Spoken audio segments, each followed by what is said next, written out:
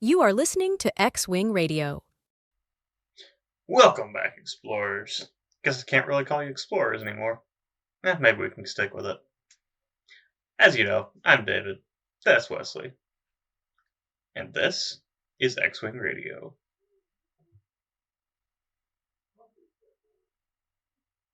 Yep. Well, David, you just said start recording, and I think we were severely under prepared for this. But nonetheless, for anyone who actually keeps up with this show or anything, or if you happen to stumble across this show, then we are starting out anew, more or less. And welcome back, or welcome to the show, one of the two. Anyways, New season, new show. David, it's been a month. It's been a month, David. It's been a month. It's been a month. So, anything going on with you? I'll Catch up real quick. a good bit actually. I guess. Well, that's great to know. So let's move on. Oh, you want to talk about you now? You can start us off. No, not really. No. I don't really want to talk. I'm eating a Nutter Butter. I'm trying to finish it. So go ahead. You go ahead, and I'll bring up the rear. Okay. Well, Wesley, it has been a month. And I already said that. yeah, but I was putting emphasis on it. So I don't even remember where we were last time we talked. But in the past month, I have finished up my spring semester at school. I think I already mentioned that last time. So I've pretty much been working full time hours this past month. So I've had a lot of time to listen to podcasts. So that's what I've been doing. I've been listening to fictional podcasts. A lot of them. Well, not a lot. I mean, I guess a lot of them. But yeah. Also, I'll get back. I'll get into some of those in a minute. But I also read the first third of the Invincible comics. I'm waiting on Compendium 2. But once that gets here, I'll read that as well. Sounds good. Sounds good. Um. Okay. Just to briefly put this out there, I guess. Uh. Anyone who happens to just have just stumbled across their channel and sees X-Wing Radio and is like, "Hey, that's Star Wars related," and then we come in here and all of a sudden we're not talking about anything related to Star Wars. We are getting to Star Wars. Um, this is just a little bit of about ourselves, but we are getting to Star Wars. So if you are interested in that, skip ahead a couple minutes. If you don't care about us, that's fine. If you want to listen to a little bit more, we'll talk a little bit more about this stuff. David, speaking of things that have happened in the past month, you'll never guess what I did. What you did? Let me get. Don't tell me. Don't tell me. Okay. You went to the moon.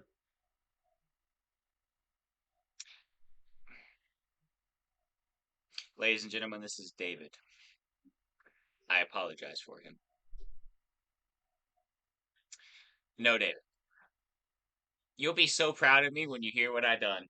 I done did. Alright? I finally finished Fallout. Hey. Fallout 4. You know, I finally finished it. It only took you, like 3 years. Probably about 4. Anyways, a little anticlimactic. Which ending did you get? I'm not gonna Which lie. ending did you get? I chose the Institute ending, and here's my reasoning for it. The choices that I made is why it obviously took me down that route. But my whole entire goal was to find my son, right? So I found him. And apparently the story didn't want to end right there, so there's more that had to be done. And when there's fighting factions, there's no way it could end in peace, and nobody cares to try to end it in peace. So I just kept doing things to stay on my son's good side because I was like, hey, I found my son. I really don't care about anyone else. So that was my reasoning for doing it. Nick, who is my favorite companion, and he's the one that I kept with most of the game, um, wasn't too happy about it, obviously. But you know, it is what it is. So I think the courser, that whatever his name is, X23 or whatever, I think that's the only companion that actually likes it when you join the Institute. oh yeah, no, he's the only one. I watched through all the other endings to see like what the difference was and like what all the things that happened between the different ones and how they like fleshed out. And I would never do the railroad. The what is it's not the Watchmen, is it? The What's it Minutemen? called? The Minutemen. I would try that one. And then the Brotherhood I would do because it looks cool and be fun. Yeah, the Brotherhood. But morally, I would never want to do that. The Brotherhood ending is the one that looks the most fun. Yeah. And yeah. Which one did? Yeah, Which one? I did the. I think you said. I did the Minutemen ending. Oh, okay. Okay. Yeah. Yeah. So, I see the thing with. But it felt anticlimactic though. In my mind, it felt anticlimactic because I found my son. Oh, this great thing, and then all of a sudden I'm just off doing more missions, and it's just like I'm here because I was trying to find you. Now I found you. Now you're dead. Now what? Anticlimactic. I just thought it was what it was. It was a good game. I still liked it. I liked the open world stuff, all that stuff. But there were those aspects of it that I was just like, the storyline, whatever. Yeah. Sure, I took 4 years to complete it. Well, this playthrough I probably did in uh probably the past year. I think I've done this whole entire playthrough in the past year. So the past month, I was really, really getting it done. Like I finished it.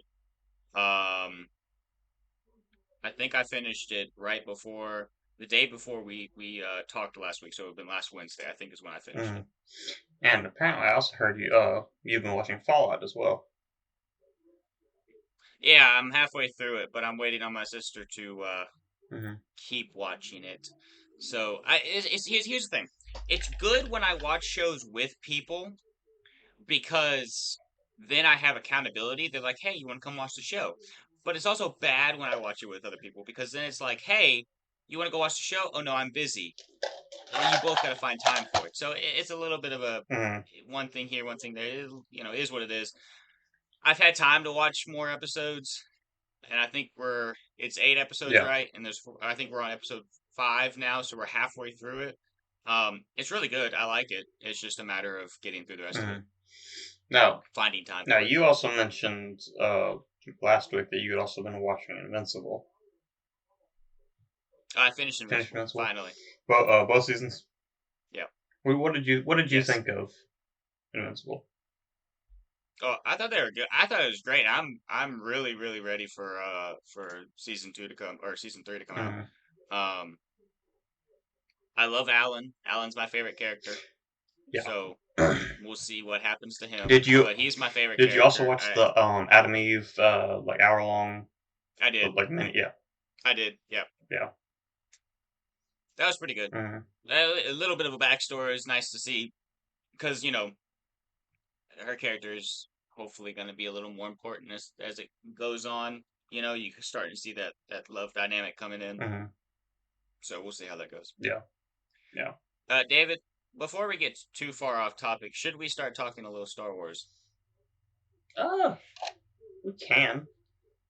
I don't know. Do you want to? You can't. I feel like we should. I feel like we should, being that we completely rebranded our channel to show that we were a Star Wars channel, and we have not discussed a single thing of Star Wars yet. Well, I guess we can go ahead and head over or jump on over to a galaxy far, far away.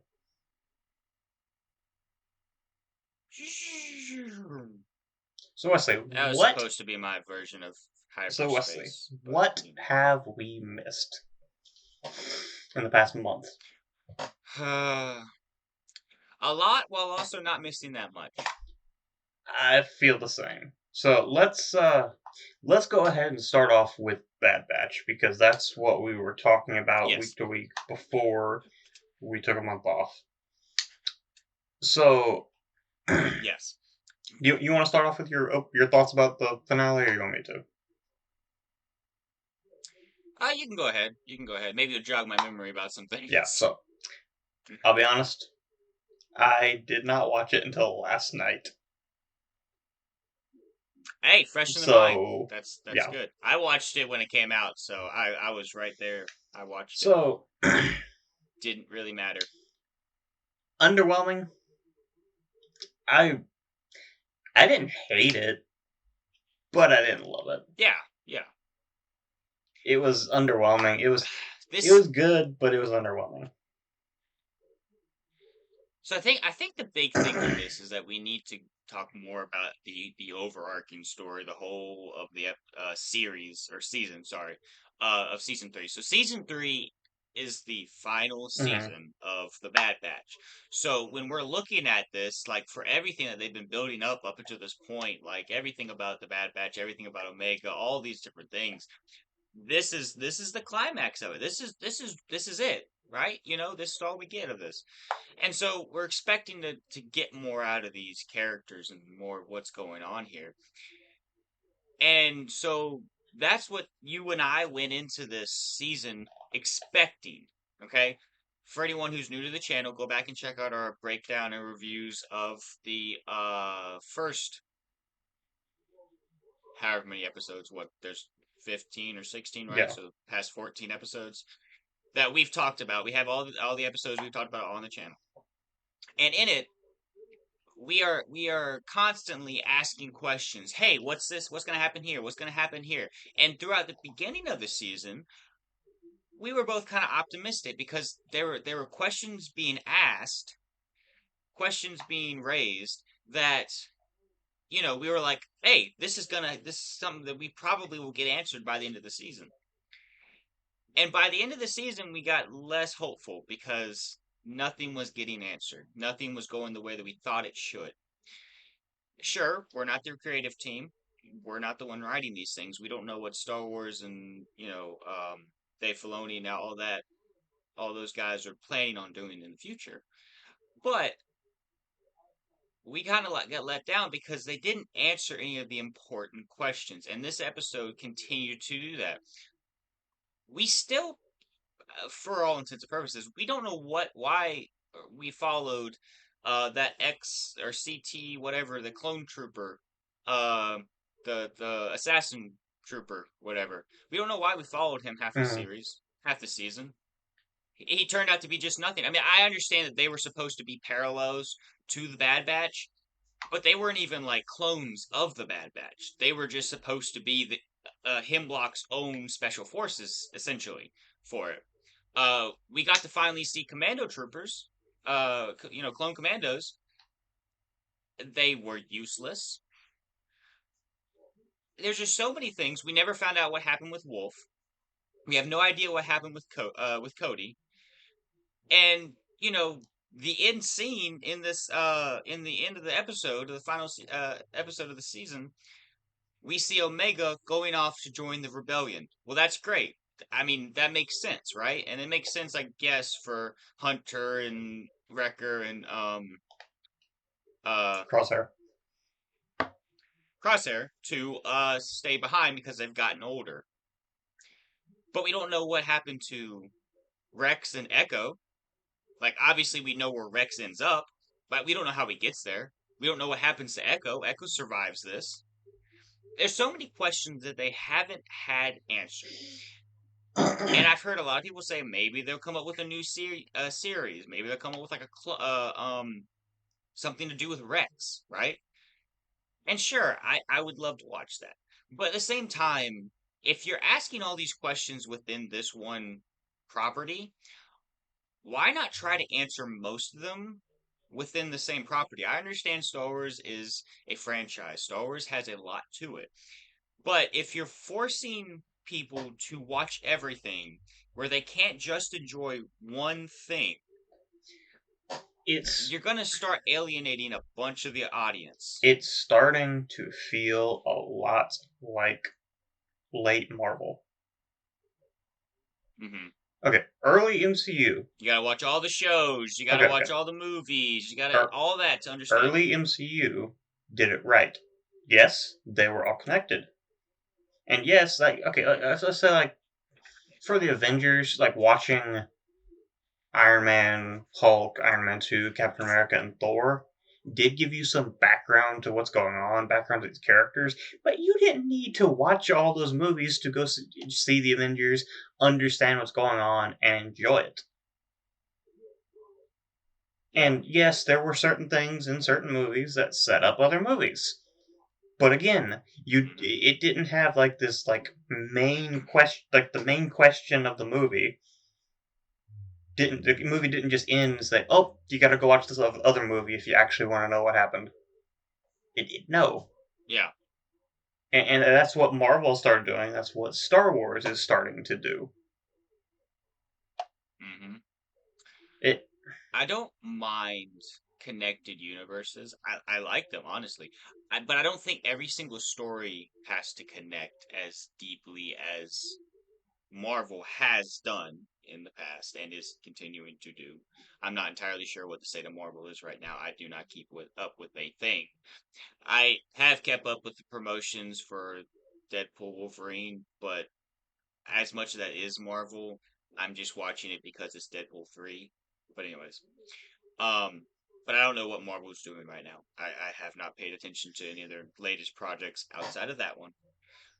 But Star Wars is doing that now, where everything has to connect. Now, we've talked about this a little bit before, about how we would like stories to be kind of standalone, right? We want them to be by themselves. Not everything has to be on a galactic scale. Now, the show Andor was put out as a, I guess, a rebuttal to us saying that that's what we wanted, and you know we hadn't at the time watched that show. Now, I have finished Andor. I finally did finish it. I think, and you can correct me if I'm wrong, is that something we're planning on talking about in the next yeah, couple weeks? you had mentioned it, so we did put it on the schedule. I believe it's like 2 weeks, maybe 3 weeks away. I have not watched. Okay. I have Well, not I'm finished it not. yet, so I'm planning on finishing it before we talk about it, obviously. Okay. But Well, here's the thing. Here's the thing. I'm not going to spoil anything for you, and I'm not going to dive too deeply into it. Andor was a great show. It had a great storyline, right? It had a lot of interesting things brought up in the show. And it wasn't really connected to much. You had a character from Rogue One, Andor, Cassian Andor, who is the main character. And that's the connection this thing has to Star Wars, right? It has the Empire in it, all these different things. I'll say this. My biggest takeaway from the show is we got to see more of the inner workings of the Empire. The Empire obviously is supposed to be a take on, well, not, fully, but a lot of it is supposed to be taken off of like Nazis, right? I mean, stormtroopers, that was an actual thing in World War II, I believe, mhm. right? Isn't that an actual like troop thing? So stormtroopers, that's another thing that they have. So there's other things in common. I mean, a lot of the uniforms, if you look back on old Nazi uniforms, the Imperials are wearing uniforms that look very similar to that. So you get to see a lot of like the similarities in Andor, and that was cool to see. But the show was still pointless. Andor, as a character, and I'm perfectly willing to accept criticism for this. Um, and for people to come to me and say, "Hey, I disagree, and here's why I disagree." Okay, we can have intellectual discussions about this. Okay, I don't think Andor had a character arc in this. His character was the same from the beginning till the end. And him being the character, main character of the story, if he doesn't have a growth throughout the story, then there's no point to the story. Like, sure, we're learning more things about the Star Wars universe, but we're not learning anything important enough for it to matter, and the main character of the show, is not having an arc. Mhm. That's how I saw it. I still liked the show. I still thought it was good, but I don't think that he had a character arc. And you can disagree with me, and obviously we'll talk about this more once you finish the show. Um, but I think that not everything has to tie in. Like we talked, not everything has to tie together. Not everything has to. Bad Batch was pointing us to the sequel trilogy with Palpatine's Project Necromancer and trying to prolong his life through cloning. Now, It didn't have. It didn't have to do that. one instance of an actual like good uh reference and tie-in to the like, greater Star Wars universe I actually liked was the like at the very end Tarkin teasing Project Stardust. I did See like that that. because that makes Yes. sense. But see, that's But an yeah, Easter egg, though. That's an Easter egg, and that's okay.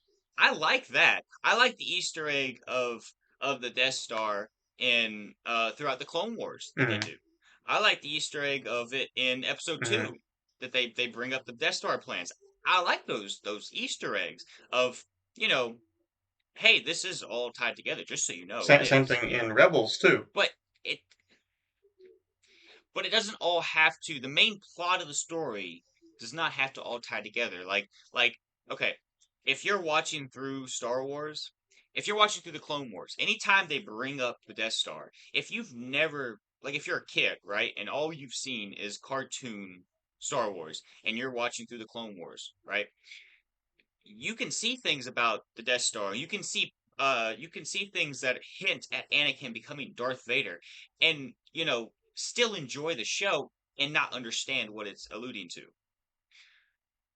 And I think that's the important thing. Is not everything has to be a not every story has to be intertwined, but references are good. Mhm. Like I think, and you would get more of these because you've played more of the Fallout games. But I've heard that there's a lot of Fallout references from different games in the show. Yeah, like I don't have to know what all those are to enjoy the show, but you, as a fan of the series, looks at that and says, "Hey, I know what that's mhm, from. I get that. Hey, Captain America, I get that reference." mhm. But okay, here's an example. Like um Rebels. Now, in places, I think it might have overused the like you know trying so hard to tie itself to the original trilogy, like constantly having like characters from the original trilogy, like Lando and stuff in there. Hmm. But okay, for the most part, Rebels was self-contained. Yes, they Yeah. teased the Death Star. They teased the Galactic Civil War coming. But Yeah. Rebels was about freeing Lothal. Yeah. As a whole, the series Rebels was about freeing Lothal. Yes, they went to other planets, they did other stuff, but that was the main story of the series. Hmm. Yeah. And yes, that was good because yes, you don't have. It's not some like grandiose like story, but for the story that it was, it did its Hmm. job. It tied up most of its loose ends, and like some of the loose ends that it hasn't tied up is like Ahsoka's tying up now and stuff. Yeah. And well, I think one good example. Go but ahead. even if Ahsoka didn't exist, they left it. Or Dave Filoni left that season series finale to where you might not see it, but you know what was happening because Ezra went off into unknown space, and then Sabine and Ahsoka were going to go look for him. Yeah. You know. Yeah. I think one good thing that Star Wars has been doing, uh, in the past like 4 years, has been their shows like The Mandalorian. like Ahsoka recently. I have criticisms with Ahsoka, but the idea, right? So, Mandalorian is a show that deals with the aftermath of the fall of the Mm-hmm. Empire, but it does it's not specifically um pointing you in every single episode towards the sequels, which is what comes next in chronological order. And it only references the past because of the situation that they're in currently. So that's why what happened in the past is important. Other Star Wars. So it ties into like Return of the Jedi only through, you know, historical events that have happened to cause them to be in the state that they're in. And for the most part, the show is its own self. It's self-contained. It's the show. Season 3 dealt with, the Mandalorians taking over Mandalore and getting back to their home roots and all that, and just becoming Mandalorians again, I guess, Mm-hmm. as one people. But for the most part, the show was just about essentially, uh, you know, this bounty hunter who comes across this kid. And sure, I know the trope has been used, but he comes across this kid and then he grows to love this kid and take care of him as his Mm-hmm. own. So that's his character growth. That's his arc throughout the Well, and series. Is he's growing as a character because of this child mm, here.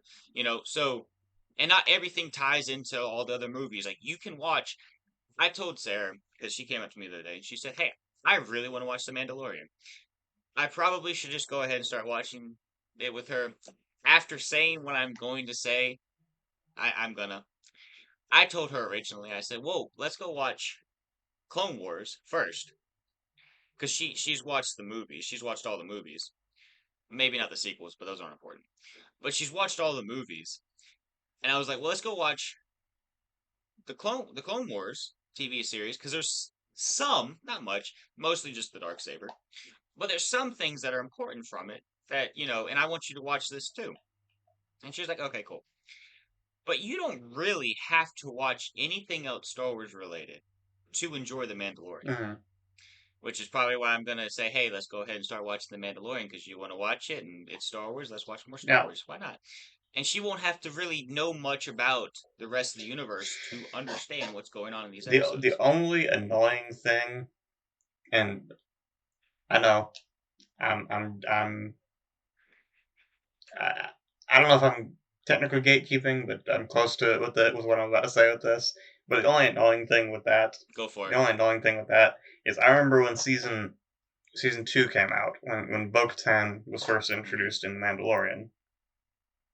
I remember hearing some people talking about how uh when they first introduced Bo-Katan, she took off her helmet. She's not a real Mandalorian. I'm just like, Yeah. can you if you're not that invested, can you not talk about it like you know what you're talking about? Yeah. So there obviously are some things that you knowing the greater universe will help explain certain and things. and okay, and But it's also can be mm, enjoyed by but itself. but again, they did eventually in season 3 actually go on and explain kind of that Yeah, I was gonna there's say I thought I remembered at some point them explaining it, well, but because it's been a while since I've basically watched there's the like two, series. So they explain basically there's like two different like divisions of Mandalorians. mhm. Yeah. Basically the Now I'll even say this though too. Um, Aside from the Mandalorian, like I mentioned, Ahsoka as a show that you don't really have to know much else about the greater Star Wars universe to watch the show. Like it is essentially the just another seasons of Rebels is the way it kind of started out feeling, yada yada yada, because we have all these Rebels characters just coming to live action. That's really all it mm, is. And but you didn't have to watch Rebels. It had been years since I'd watched Rebels like through before I watched or when I watched Ahsoka. So I didn't have it fresh in my mind. Like I went and watched some recaps of it because I was wanting to make sure that I didn't miss anything. But it had been a while since I've actually watched it all the way through. And I still got out of the show what I was intended to get out of the show. Boba Fett. Boba Fett is a character from Star Wars. He's a pre-established character. And yes, you need to probably watch the original trilogy to understand some, at least the beginning, of the Book of Boba Fett. But for the most part, again, you can watch that for the most part as its own story and still enjoy except its for own story. those 2 episodes that were The Mandalorian season 2.5. But other than that, Again, a story of their own, just wedged in there. Anyways, what I'm getting at is these shows like this, all the live action shows, in my opinion, you can watch as their own show without having much, if any, context of Star Wars. You're gonna have questions, obviously, like, oh, Book of Boba Fett, why is he coming out of the sand? Well, let me explain to you. He died in Return of the Jedi. This is retconned. Anyways, mm, stuff like that. Kenobi, right? Why is he on this desert? Why is he on this desert planet? Well, he's a Jedi and he's in exile, essentially. they even He's hiding. explain that much in the show. So yeah. So yeah, exactly. You can watch these within themselves, and sure they have impact on the greater universe, but you can still watch them by themselves. I think that's one thing that Disney needs to get back to. First off, they need to write good stories because like Boba Fett wasn't a good series. It was boring. It wasn't well written. It was just blah. Kenobi didn't make a whole lot of sense. Kenobi could have made a whole lot of sense. I saw a thing from I think Star Wars Theory the other day, and he was talking about the original draft of the Kenobi show and what they originally were thinking of doing. And he was looking through it, and he was reading through what it was supposed to be, or he was listening to a video, whatever. They're explaining what it was supposed to be, and it made sense. It would have worked really well if they did that. They scrapped that idea and came in with some what we got basically. So they haven't done well with making the stories good, but they did well with the framework, and I think they need to get back to that framework. The reason Star Wars fans didn't like Kenobi and Boba Fett wasn't because they didn't have anything to do with the sequels. It was because they weren't well told stories. But Disney's gonna miss the point every single time. It's just Now, one thing that it's gonna be this way for a while. one thing that I actually really like now, The Mandalorian and Ahsoka especially. Mhm. Actually, not even just especially, like pretty much exclusively. I'm talking about the live action shows, but one thing I really like is the fact that they are Star Wars, but they take inspiration from a lot of the inspiration for Star Wars. Yeah. The Mandalorian is a especially more so in season 1, but it kind of loses it later on. But The Mandalorian is a western, Yeah. which is cool. It's a western set in the Star Wars universe. Ahsoka was a samurai movie set in the Star Wars universe, Mhm. and because George Lucas took a lot of inspiration from like Seven Samurai and like westerns and stuff when creating Star Wars originally. Yeah. And so that which actually it is kind of weird that samurai movies and westerns go back really far because like Seven Samurai also inspired the Magnificent Seven, which is western, which is also kind of interesting. But that's beside the point. I like the fact that it went back and actually took you know inspiration from some of these mediums Yeah. or some of this media that inspired Star Wars to begin with. Yeah. Yeah. And what I got? And also like okay, again, Solo, they missed the mark. I personally actually like Solo. I know that's probably not a popular opinion. I agree with your opinion. I don't think it's as bad as people give it credit for, or But hate on it. I don't think it's bad as it could have been better, is but perceived. I actually kind of like the idea of a heist movie in the Star Wars universe. Like, they could have done it better, and they kind of the biggest problem I'll give it, and I think we talked about Solo already. It has its own episode. If you want to hear us talk in depth about it, I don't even know how in depth we actually talked about it, but if you want to hear us talk more about it, go watch that. Go listen to that. But I'll give the Sparks notes here. I, the biggest problem is I think it missed something about Star Wars. I don't even know what it is. It didn't feel Star Warsy. It's a weird thing to say, but yeah, it really just But you watch it and it's an okay movie. Like I thought it was a pretty good movie watching it, but I don't associate it with yeah, Star and Wars. I that's forget about it usually when I'm listing Star Wars that's my movies. biggest problem with it. But all in all, I Yeah, actually like the movie yeah, yeah. because it's kind of a unique Once spin again, on Star Wars. Same thing with yeah. going back to talking about how stuff doesn't need to be connected. I know you really like Rogue One. I like Rogue One too, but I know you Mhm. like really like Rogue One. Yeah. And yes, it leads directly into A New Hope. Other than that, it's really not connected to Star Wars much at all. All these characters are just like are completely original, except for Tarkin and Vader. Well, the thing too about all this is we the things we've listed, you really only need to watch one thing to understand for the most part the series, Mm, right? So like most of the Mandalorian can be summed up. Any questions you'd have within that, two things: understanding a little bit of what happened in Return of the Jedi, and a lot of what happened in the Clone Wars. mm. Um, Ahsoka, Rebels.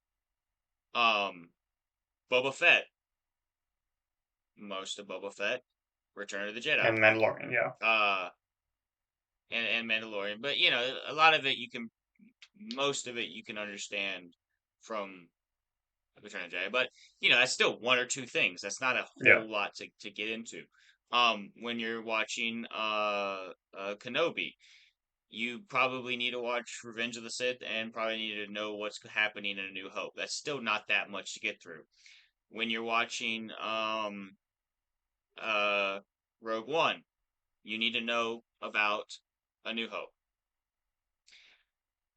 These this is still media to consume. This is still a lot to consume. I mean, some of these things, these are, you know, a couple seasons of a TV show or a 2 hour movie. Sure, that's a lot to watch. But when you're taking that in comparison to like 6 movies and like 20 seasons, 2 hours of a movie, or even 4 hours for 2 movies, or like 2 or 3 seasons of a show is not that much. No, not at all. To not even to just get that much deeper of an understanding of a show, not to just watch the show to understand it. You can watch the show by itself and understand it and get enough out of it. But there's things that you would miss and maybe have questions about if you didn't watch those 2 or 3 seasons or 2 hour movie, you know. It's all the same universe. It all needs to be in the same universe, but it doesn't all have to connect as a story. Not all of it. Not all these TV shows. And I'm not entirely sure where Disney's going with it all. Because another thing we missed, David, Well, we didn't talk much about Bad Batch, but then again, I think you and I both were very disappointed with season mm, 3 and with the finale episode. So there's really not that much more to actually talk about that because we've been we, we, rambling we on went too much on. other than Okay, I've okay. been We just rambling. went on a 20-minute I've been tangent. I've been I've been rambling on about a bunch of other things. But anyways, for that being said, we can talk about one thing that Star Wars has made that is, for the most part, pretty well detached from everything else. And that is Tales of the Empire. That is one thing that came out. I think it was the Saturday after we put out our last episode a month ago, and so this is the first chance that we've had to talk about it. Mm-hmm. Yes. You did watch it, right? Yeah. Okay. Yeah. They weren't long. They weren't long No. episodes. There's only 6 So of them. I will say I know I asked. I mean, more or less asked for that. What I really wanted was something that follows like Maul or Sidious or like younger Sidious or something. Everyone wanted Tales of the Sith. Nobody really cared for a story about Morgan Elsbeth or Barriss Offee. Barriss Offee. Nobody really cared about a story about them. Continue with what you're saying. I do have other thoughts. But yeah, that's what I was about to say. I didn't really care about Morgan Elsbeth. Yeah. So those episodes just kind of seemed to be a little bit just meh to me. They were good, but yeah. Just because I didn't really care about the character, you know. Now, I think that's the biggest thing with those episodes is that they weren't bad and they weren't even poorly written. They were pretty well written episodes. You know, the action sequences that they had were pretty well, looked pretty cool. And I like the animation getting style, to see Thrawn again was cool. Getting to see Thrawn again, getting to see Grievous a little bit again too. But like we talked about this when the trailer first came out. The animation style is just slightly different. Like they change it just slightly for different things. So it's not exactly what we've seen before. This is a little different animation style, and I liked it. I liked the way things looked. It looked pretty nice. It looked cool. But yeah, like you said, the lack of care for a character like Morgan Elsbeth. Like one, we already know where her character ends, and I didn't really need to see an origin story for her. Like maybe if those episodes had a character like what's her name from uh Jedi Sir Fallen Merrin. Merrin. Merrin. Or if they had a character like Ventress in them, just as a brief thing. I know they're only like 20-minute episodes, if that. But still, having things like that in it would still made it a little bit more interesting to see, like, why make episodes about this character. Now, you were probably getting to this point, and I'll make this point and then shut up. But Barriss Offee, those were a little bit more interesting to watch because one, you got to see a little bit more of the Inquisitorius, which not a much of it, but you did get to see enough of it that it was intriguing. Two, Barriss Offee's character, while I don't have that much care for the character, I was more interested to see what happened to her, and I liked seeing her character arc throughout those 3 episodes. That it made it worth watching those episodes. I thought those were good episodes because of those reasons, the Inquisitorius and because of her character arc. Those two were both good things. I mean, okay.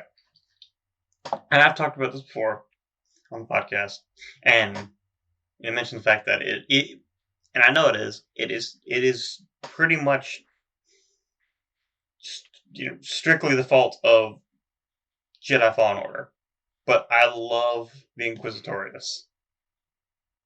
I love that time in the Empire, and getting to see more of that was cool. But even that, like, and yes, I guess I cared a little more about the Barriss arc just because we know much more. We know more about the character. It's more connected to Clone Wars. But honestly, were you really wondering what happened to Barriss after Clone Wars? No, not specifically. I won't say that I was like dying to know what happened to her, but being that she was a character that we didn't know what happened to her, I was more intrigued watching them because there is something to come, something new to find out. Like we already knew pretty much everything to know about Morgan Elsbeth, right? She was a Night Sister. Night Sister got wiped out. She was a survivor. Then she went to this one system where she became the ruler and took over, and then we have the events of somewhere in the Mandalorian and then Ahsoka. Like that's essentially the story of Morgan Elsbeth. I don't really need to know much more about her character. There's nothing more compelling about her character. Barriss Offee was an interesting character throughout the Clone Wars because of the fact that she was having the pull back and forth from the light and the dark. She didn't agree with a lot of the Jedi stuff, but then we see here in in this, we see how she doesn't agree with the Inquisitorius either. Like, she still has some compassion, right? Which is why she turns and betrays the Empire. Um, and then she does good. She goes on to do some more good. I was expecting her when she got in that last fight to be a little bit more powerful. One, I don't think that any Inquisitors are really that powerful, besides maybe the Grand Inquisitor. But obviously, they weren't meant to be that powerful because they weren't meant to be able to overthrow Vader or Mm. the Emperor. But I was expecting her to like just go complete, like just go insane on the other Which, I Inquisitor or mean, whatever her name and was, even Barris at, which she kind of did, but but yeah, she didn't even completely. Barris at that point should have been more powerful because, Yeah. th- Well, and the thing is like she she's dead. Okay, she's dead. If she comes back, I am going to. Star Wars is over for me if she comes back because that is stupid. She got stabbed. She's dead. Do Qui-Gon justice. Anyways, you Qui-Gon Jinn and see, I just think Star Wars just loves to screw over Obi-Wan. Because think about this: the only characters who have died from a lightsaber wound are people who were close to Obi-Wan. hey, Qui-Gon yes, and Duchess screw Satine. Obi-Wan. Screw Obi-Wan. Yes. No, that. I didn't thought about that. That's crazy. That is crazy. Yeah, they hate Obi-Wan Kenobi. I mean, life hates Obi-Wan Kenobi. Like Kenobi, man, we gotta talk about Kenobi at some point. Not the show, but the Mm. character. Like Kenobi went through hell. Man, that man went through it, and he did not even think about the dark side. Like the dark side was over here trying to entice him to hit their side, and he was just not even looking at him. Just Like crazy. think about everything that from Qui Gon dying to Satine dying to his best friend turning against him, and may as well die, but actually didn't Yeah, because that makes it worse. That. yeah, I know exactly. Like this man had like everything thrown at him, and he stayed true. Like man, this is one of the multiple reasons why Obi-Wan is. I've grown to believe. Okay, so like I wouldn't have said this like growing up, or maybe even 5 years ago. But Kenobi is hands down my favorite character in Star Wars now. Like he just is. Kenobi is my favorite character. And I'm starting to realize that more and more. Like I've always liked Kenobi, but like he's my favorite character, and I don't no one stands next to him in that Mhm. category for me. But that's just me, But a lot of it's just he's just a great character. Also Ewan McGregor, I really love Ewan McGregor. So there's stuff like that. But that being said, she's dead. The reason she died wasn't because of the lack of power that she had. I think she could have easily taken the Inquisitor. She knew that if she sacrificed herself, the Inquisitor would turn. And that's why she did it. So I think that's how the fight played out. Barasafi had that fight under control. She would have not died if she had wanted to survive that fight. She died because she knew that if she sacrificed herself, she would change the mind of this Inquisitor, and she would do more good moving forward. Mhm. So that's my take on that fight specifically. Now that all being said, like you said, I'm not gonna sit here and say that I was, dying to know what happened to Barasafi after the Clone Wars, but I was more intrigued with those episodes because it, it had more to offer. It had more intrigue behind Mhm. it. I could care less about Morgan Elsbeth because, like I said, I know everything about her character that I need to know. Barasafi had some things that were unknown that, while she's a minor character, I'm okay with them answering those questions. And I do kind of hope that this series does well enough that they come back with characters that maybe we do care about a little bit See, more. because So, even if it's more side characters like, why is Bail Organa the only name that's coming to mind? Balin Skull. Ray Stevenson's character. Balin Skull. Balin Skull. Yeah. Anyways, even if it's somewhat side characters like him and his Padawan, that'd be kind of cool. I would like to see a young Palpatine. I wouldn't mind seeing more about. We have a lot about Maul, but maybe some other things about Maul. Maybe Maul before. That's what I was saying. A young Maul, a young Phantom Menace. Palpatine. Oh, you said a young Maul? Well, I heard the young Palpatine. I said Maul, but I I was thinking more like him as a Sith. Well, also think about that too. Okay, so not everyone likes the Darth Plagueis novel. I like it. Now, the reasons I've heard that people don't like it, and you might be one of the people that have talked about this, is because the timeline means that Maul was never actually a Sith Lord. Because what would have happened is, if you've read the book, or I think you have, right? No, but I know the gist of it. I know where the timeline. Okay. So Palpatine gets elected Chancellor, which was the plan that him and Plagueis had. Plagueis was going to stay in the background and kind of help Palpatine, but Palpatine was going to be in the forefront. He was going to be the Chancellor. He was going to be making all the decisions, and then behind him, from the public view, would be Plagueis, but in reality, Plagueis would be his master, pulling all the strings.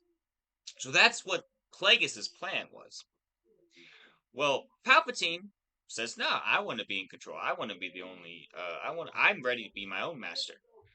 So he does what the Rule of Two says, and he kills his master. And in that scene, after Plagueis dies, Palpatine not necessarily reaches out in the Force, but he feels Maul die at the same time. So Maul dies merely seconds. Well, not necessarily dies, but he gets dies. Merely seconds after Plagueis dies, which means that throughout all the events of the Phantom Menace, it is not actually Sidious and Maul. It's Plagueis and Sidious, and Maul's there. Now, I don't have a problem with this, because sure, throughout the movie they might have said at times, this is my Sith apprentice. This is another Darth Lord of the Sith. Yada yada yada. I can't remember all the different instances if they actually call him a Darth Lord or not, as in like Palpatine does. But the reason I don't have a problem with that, even if Palpatine does say that, is because that was Palpatine's plan. He said, "I'm training this new apprentice so that when I take out this guy, I already have my apprentice here." Maul was never supposed to die in Palpatine's plans. Not at least that point. Plus, Maul was more of a Sith assassin. He was trained more like a Sith assassin. Sure, he probably still would have become his apprentice for a while, but long term, Maul really wouldn't have worked out as Palpatine's apprentice.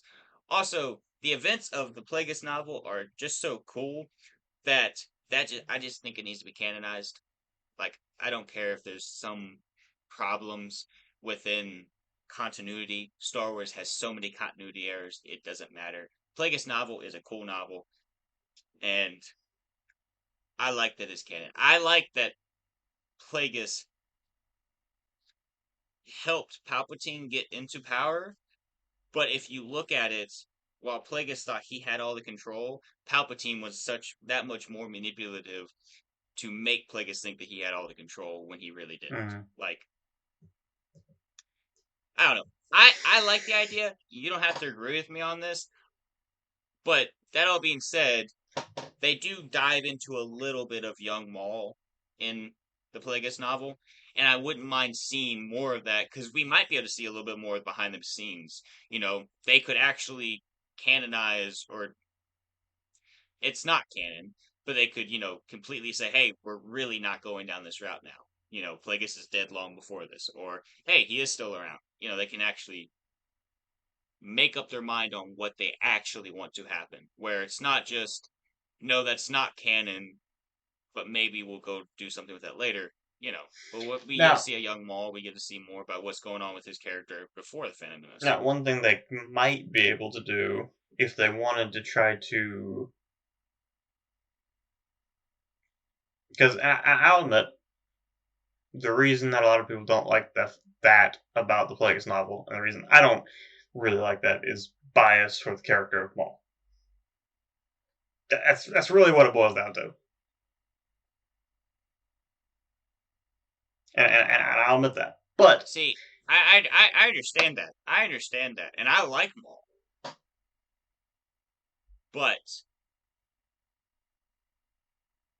Phantom Menace Maul isn't as cool. I'll give you that. So I'll give you that. But I mean, he's cool looking and he's cool in his act. but it was it's because of the Phantom but Menace. it was Clone Wars that made Maul an amazing character. Yeah, and Maul could still be that even without ever being technically a Sith Lord. So yeah, that's my take on it. Let's just say for example, they could, if Disney was clever about this, they could have their cake and eat it too, and retell the story of the Plagueis novel, but have it to where instead of it being, or Palpatine kills Plagueis when he becomes Chancellor, basically have it where he kills Plagueis when he gets elected to the Senate. So that way, you could have Maul as an actual Sith Lord. But then again, I don't know that it really matters that much in the grand scheme of things. My big thing is that in the Phantom Menace, he's called Darth Maul, and Darth is the title of a Sith Lord. But they've also never really said that specifically in canon. Well, also, the Sith aren't. They have their rules, but it's a lot like Pirates of the Caribbean with, the pirate code. It's more like suggestions and guidelines and less of something to be strictly followed. And that's a lot of the way that the Sith followed. I mean, they did pretty well follow the rule of two, but, just the reason the rule of two came into play was because Bane looked at the Sith Order and he said, there's so much infighting, we're going to kill each other on the inside, and, we're never going to be able to succeed. So he brought it down to two people where one teaches the other. But that doesn't mean that there wasn't any infighting. It just means that, only the strong survived. And they continued from I feel like the precedent for this in canon is Asajj Ventress. Yes. Because she was not a Sith Lord, but she was a Sith. You can't really say she wasn't a Sith because she was trained in the Sith arts. Well, while Dooku may never have let her call herself a Sith, she was a Sith. Mm-hmm. Yeah, I mean, she was titled at least a Sith assassin, so but yeah, she was a Sith, and I think that's a lot of the way that I look at Maul, and a lot of it is because I really like the Plagueis novel, and I like the route that the story took. Like, I like Plagueis as a character. I think Plagueis,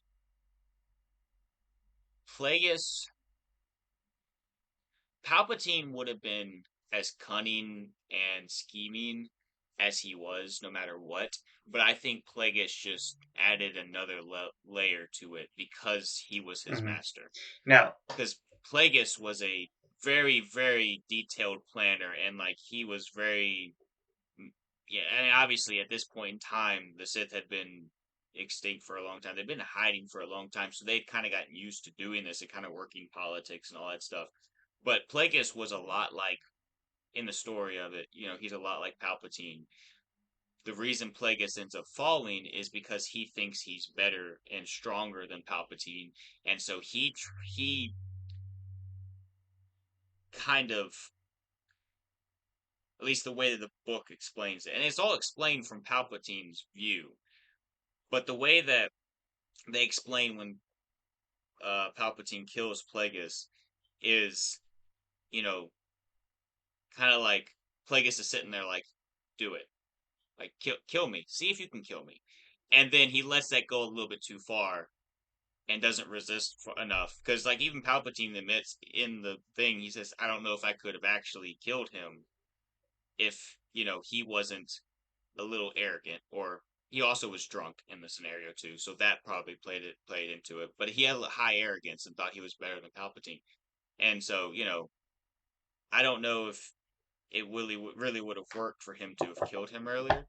But I like the character of Plagueis. I like the character of Palpatine, and I like the character of Maul.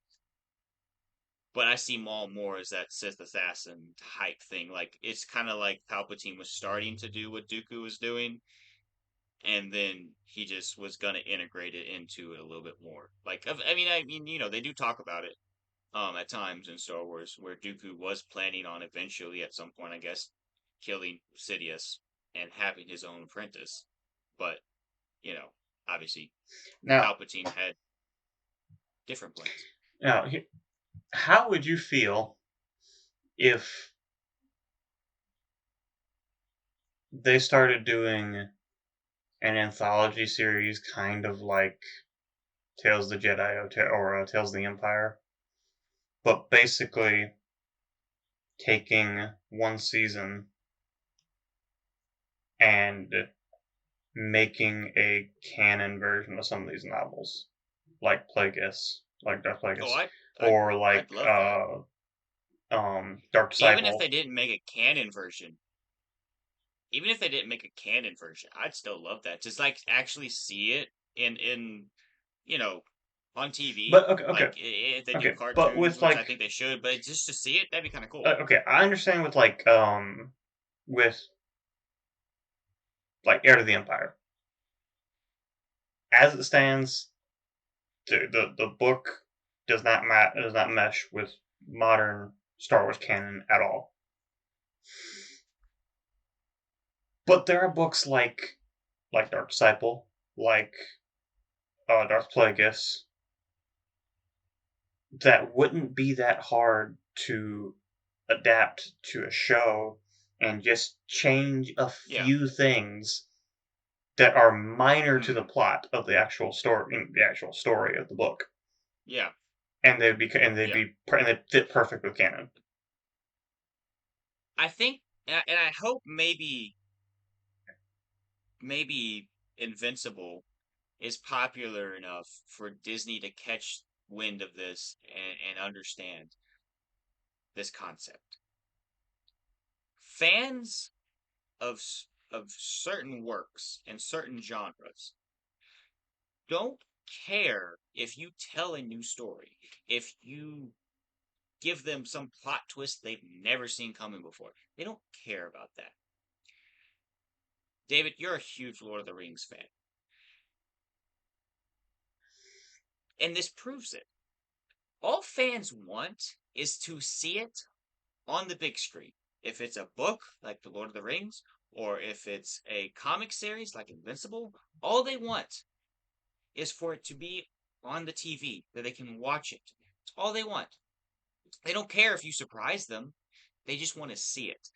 And if Disney and Star Wars can understand that and actually take some of these stories and take them from the novelization or some comic series and put them into, their animated stuff, and like you said, we just one thing here or there, fans would love that. I guarantee it. Okay. Because I know I would. Okay, and I know you would, and I think we speak for at least two of us. That would be how math works, but but no. Okay. Like, for example, Dark Disciple. I know we talked about this a few weeks ago. But Dark Disciple. If they change, all they have to do really, all they have to do is change the ending, just slightly, and it will fit with canon. Now, I do want to talk about that, though. Going back to Bad Batch. Well, apparently Dark Disciple is supposed to be canon as is. Yes. But I do want to talk about that with Bad Batch. But my point is, they don't even really need to like alter about anything about the ending. Just leave that scene a little bit longer and explain how she's back. But yeah, with that, Bad Batch. What was even the point of bringing Ventress back? David, you are... Dang, what's a good analogy? You're asking a question nobody can answer. Because there was no okay. point. So look. I understand they wanted a character who could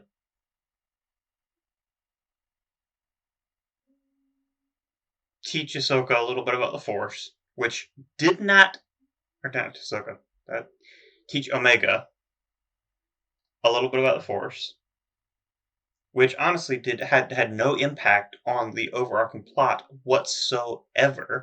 If they got rid of that episode completely, that would have been one less question they would have had to answer, which they didn't end up answering, and it would have been one less problem with the ending of the show. Hey, you could take out multiple episodes from that season, from that series, and it would not affect anything. But that episode in particular, which is sad. That episode in particular is problematic for this reason, because it, for one thing, it didn't go. It introduced a plot thread that didn't go anywhere, and it messed with something that is supposed to be canon and didn't explain how this character is still alive. And also the fact that I understand, like a lot of times when movies or shows do that, when they bring a character back from the dead, it happens a lot. It's an overused trope. But most of the time, there's a reason for it. There was no reason for this. And maybe it's because because they wanted someone who was light side Force user, which Ventress would have been at this point, more or less. Yeah. Maybe they wanted a light side Force user to teach Omega stuff, because in all reality, they could have used Maul. I know they've done that before with Ezra, but they could have used Maul a little bit in this, or they could have used Ahsoka. And I get they probably didn't want to bring Ahsoka in because she's supposed to have been hiding. But still. But this was a pretty secluded planet. I feel like if she was in hiding, this wouldn't have been a bad place to go. No. And also, another thing too, it also didn't have to be a recognizable character. No. And imagine, like, they could have even done it to have emotional stakes for the show. Have this character who's a runaway Jedi show up on Pabu, train Omega, and then when the Empire shows up, this character gets killed. Yeah, I mean, there's multiple ways they could have done it, and I'm interested to see. I doubt they will, but I'm interested to see if, like, maybe some new series will come. Again, this is the problem with it, because we've said this multiple times. Quote, maybe some new series.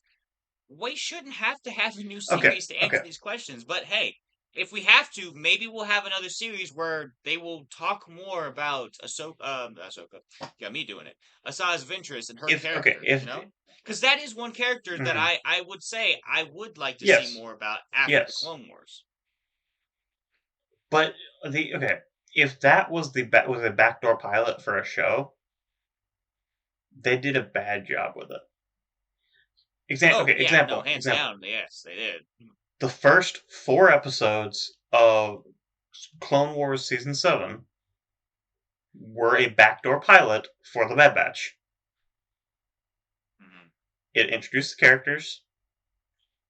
It was a cool arc. But guess what? It could have been a one and done story, and no one would have batted an eye about it. Nope. It had a good ending in Clone Wars for the character of Echo. Had a good conclusion to that story, and it was a cool arc that actually kept you engaged. But it didn't need Bad Batch the show after it to answer questions that it brought up. Yeah. Exactly. So I don't know if they're planning on a Ventress show or something, but as it stands right now, it didn't make any sense to bring back the character of Ventress. Yeah. David, in other news, I'm not entirely sure if I have shown this to you. Um, I'm not entirely sure, or if you've seen it. If you haven't, let me know, and I will send this to you because you need to watch this real quick. Did you know Star Wars is coming out with a new Lego show? It might be a show, might be a movie. I don't. Let's see. It might be a movie. I'm not sure. Anyways, it's called Star Wars Rebuild the Galaxy. Have you heard of that? No, I have not heard of it. Lego Star Wars Rebuild the Galaxy. Well, let me send you this. Get on your Instagram and check this thing that I just sent you. It is a Lego movie show, and it actually looks pretty intriguing. Me and one of my friends were talking the other day, You have friends? about well, he's kind of like a built-in brother. He's one of my sister's friends who's become like an older brother to me, and we're pretty close right now. So I have some friends, just not many. He also lives in Charleston, so it's not like we get to see each other that Mhm. often. So that's probably one reason why we're pretty good friends. He does listen to the podcast, he told me. So, anyways, watch that video. But we were talking about it, and we were talking about how honestly, Lego Star Wars, like the shows and movies that they put out for Lego Star Wars, honestly are pretty good. Like they're usually pretty funny. They have some, decent storylines in it. And like Lego Star Wars, the movies that they've been putting out have actually been kind of good, even the ones pertaining to the sequels, which most people don't like. So this is going to be interesting because I do like watching those Lego shows, Oh, and I this is going to be a Star Wars What If. And I kind of like the idea. And once you finish watching this, I have some thoughts that I want to float your way. okay. So I hadn't watched that whole trailer, but I had seen the Darth Jar Jar bit. Yes, Yeah. yes. So David, this is basically a Star Wars What If.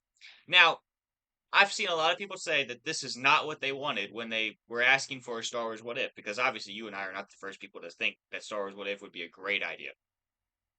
However, let's talk about this and let's talk about why they're doing it this way.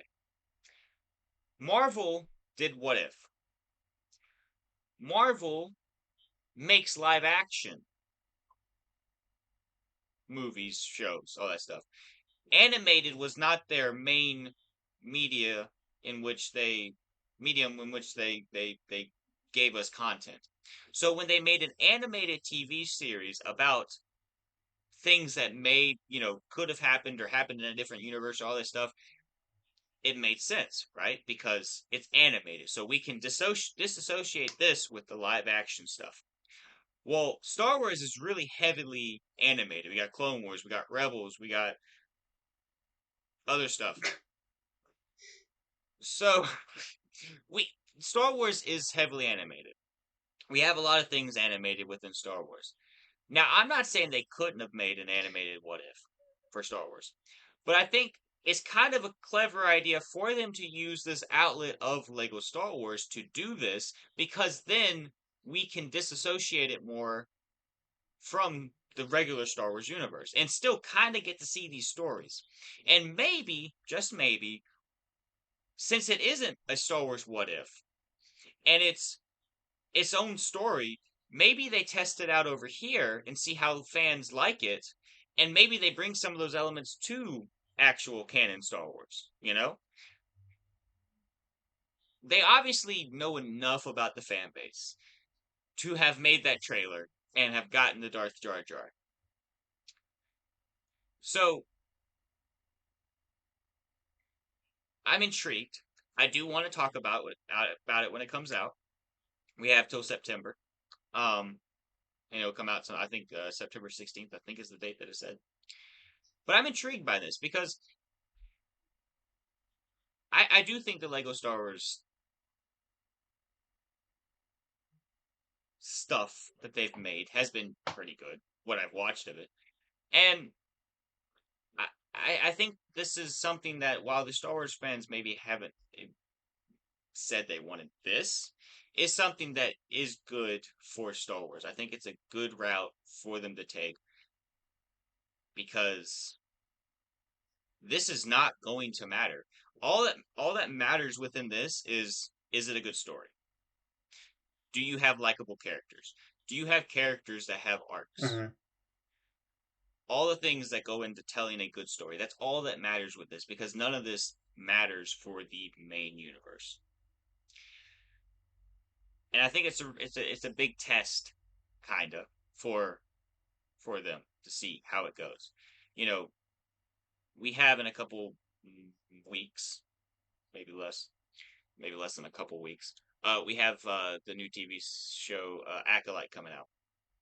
Is that June or July? That's this month. It's June.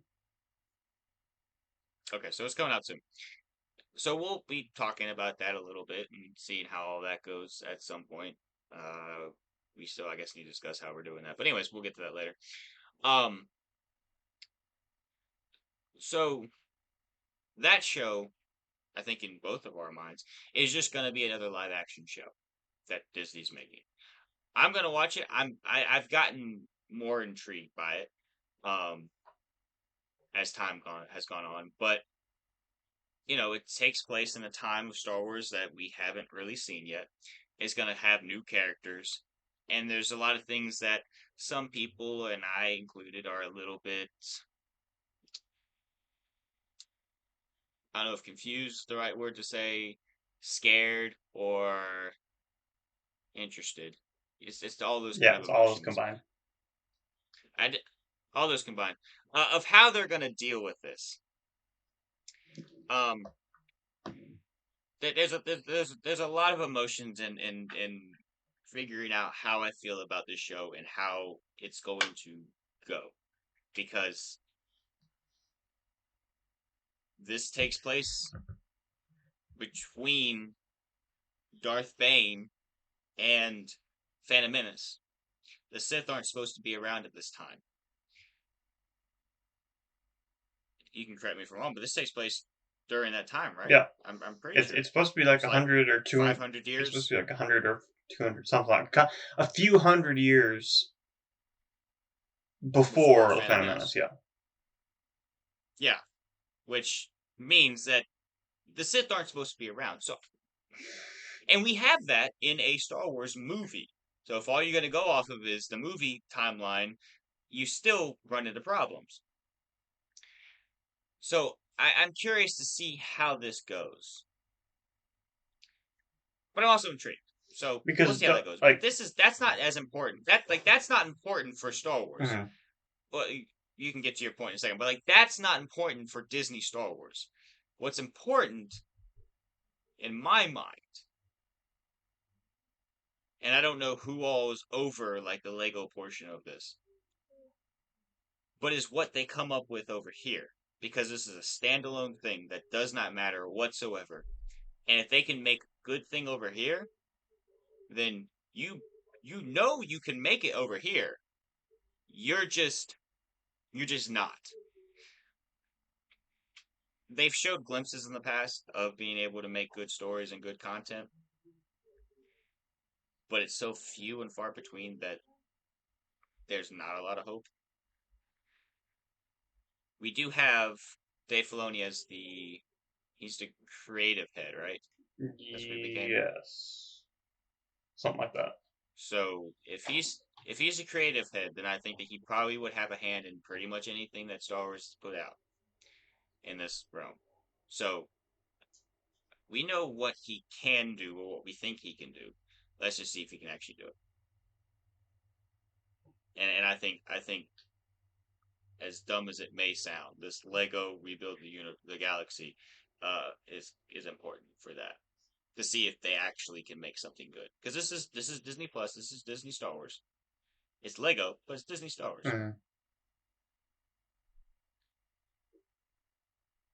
Yeah, I mean that because that is interesting because I really hadn't been interested in anything like that, but after watching that, I'd be I'll watch it and we can talk about it because you're right. If they can,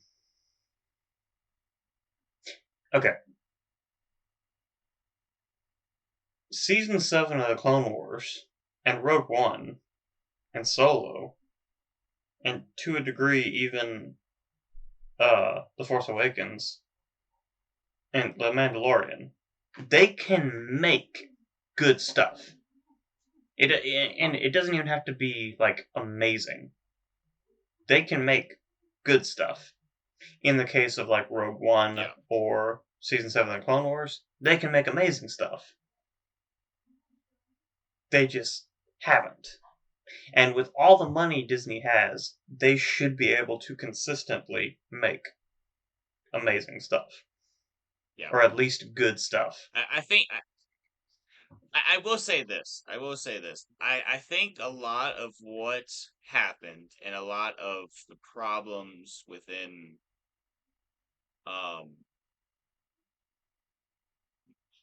media that we've been having, and being that Disney is the biggest media company out there, and they own Marvel, which was huge, and Star Wars, which again is huge.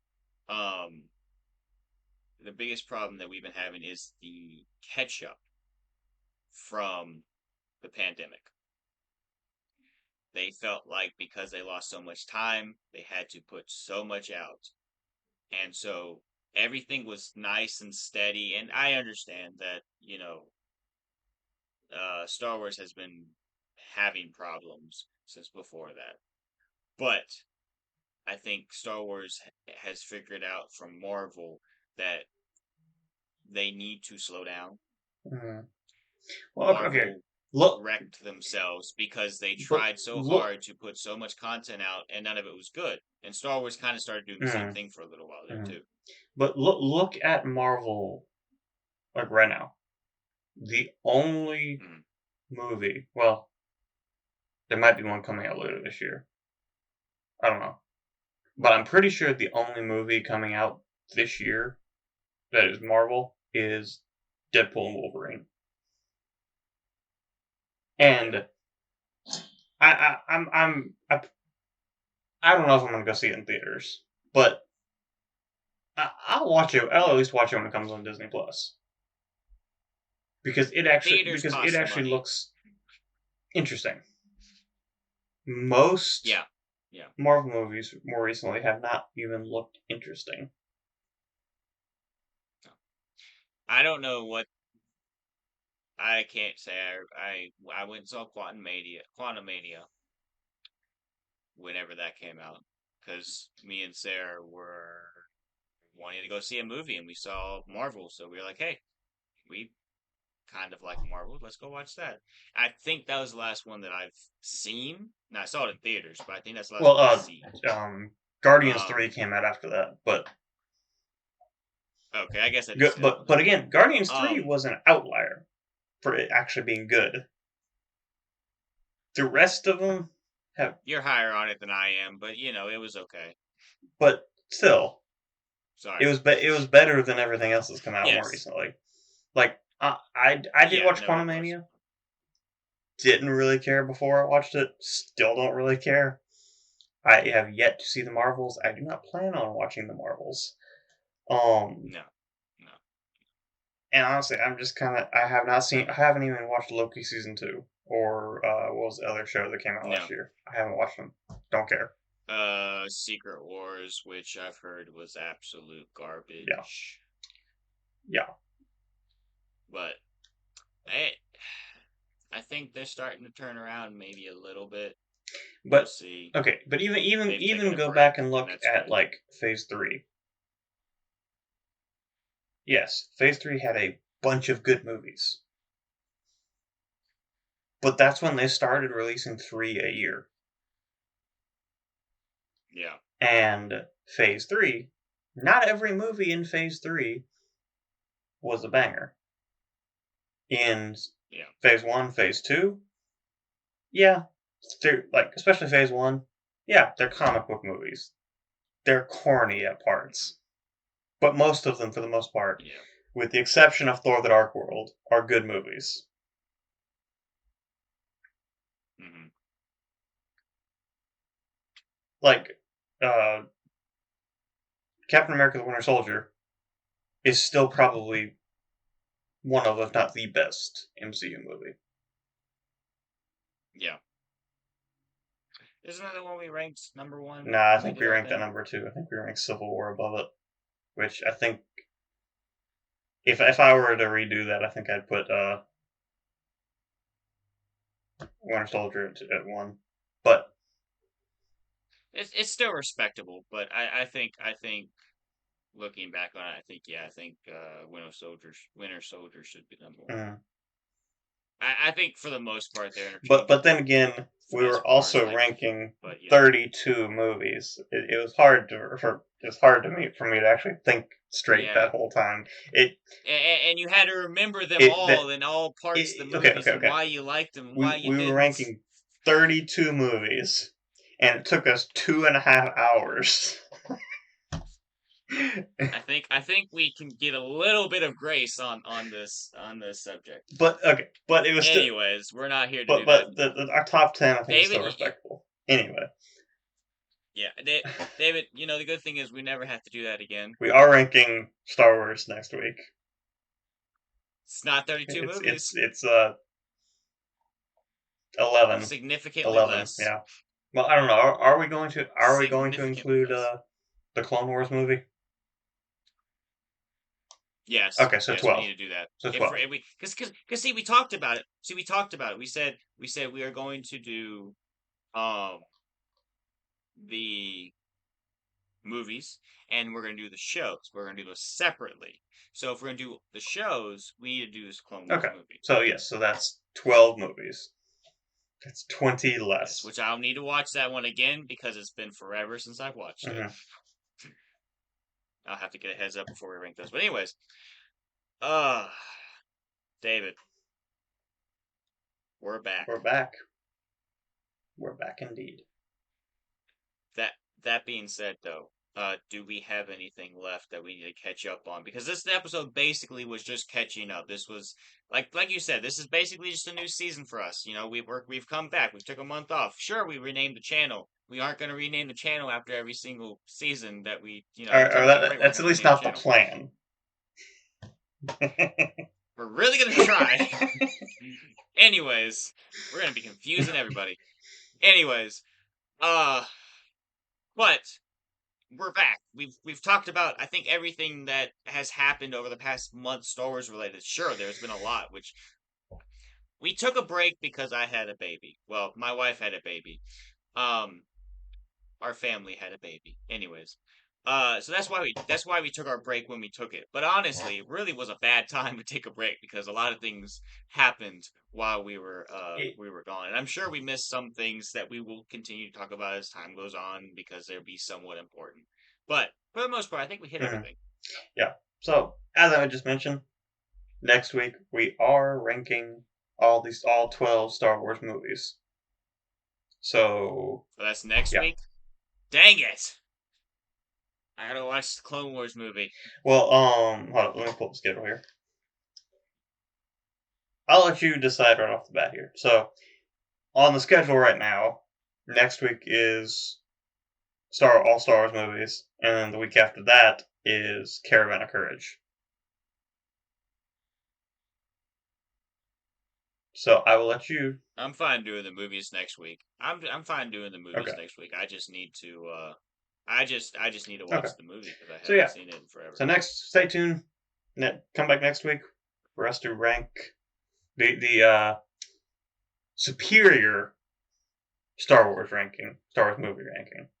And if you're not familiar with the way we're gonna do this, if you didn't watch the when we actually did the MCU, a couple months back when we did the MCU, we are going to, we need to talk about that because I don't know if we're gonna do it the same way. But the way we did that is Well, Wesley and I we went in order of release, and then Wesley and I had to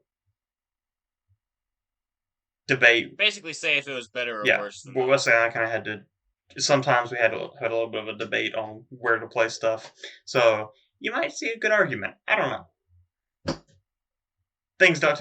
We'll see what happens. I feel like for the most part, David, you and I agree pretty well, which is the problem for the most part again that we had within the ranking of not the problem, but we had when we were doing the I think Marvel one. But there are the some discrepancies that we the only have a little bit disagreements we difference. had there was our favorite, our kind of like personal favorite franchises is like I really like Guardians, you really like Spider-Man, so that's kind of where we differed. Yeah, that's kind of where we differ. But other than that, we're pretty well on the same page. So there'll be some of that still.